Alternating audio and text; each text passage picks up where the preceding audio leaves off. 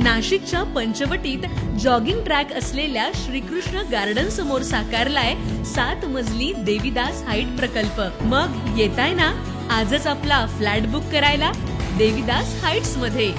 आमचा मोबाईल क्रमांक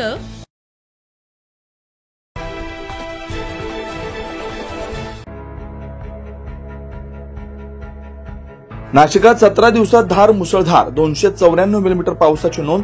गंगापूर धरणातून 3944 क्युसेक विसर्ग। पाणलोट क्षेत्रात दमदार पावसाच्या सरी। पावसाळी वातावरणामुळे तापमानात घट। रविवारी केवळ 2.9 मिलीमीटर पाऊस। नाशिकमध्ये जून महिन्याच्या सुरुवातीपासून पावसानं जोरदार हजेरी लावली।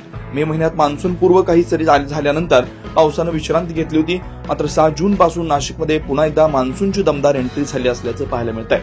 या कालावधीत म्हणजे अवघ्या 17 दिवसात शहरात तब्बल 294.9 मिलीमीटर पावसाची नोंद झाली आहे। सततच्या पावसामुळे नाशिकच्या पाणलोट क्षेत्रात समाधानकारक पर्जन्यवृष्टी झाली आहे। त्यामुळे नाशिक शहरासह परिसराला पाणी पुरवठा करणाऱ्या गंगापूर धरणातून तब्बल 3944 क्युसेक पाण्याचा विसर्ग करण्यात आला। हा विसर्ग गोदावरी नदीमार्गे करण्यात येतोय।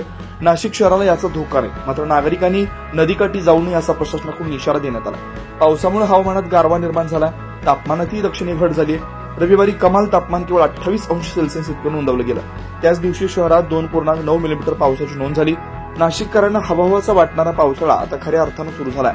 पुढील काही दिवस मुसळधार सरींची शक्यता हवामान खात्यानं वर्तवली आहे। 9 न्यूज महाराष्ट्रासाठी प्रतिनिधी अमोल वाघमोडे, नाशिक।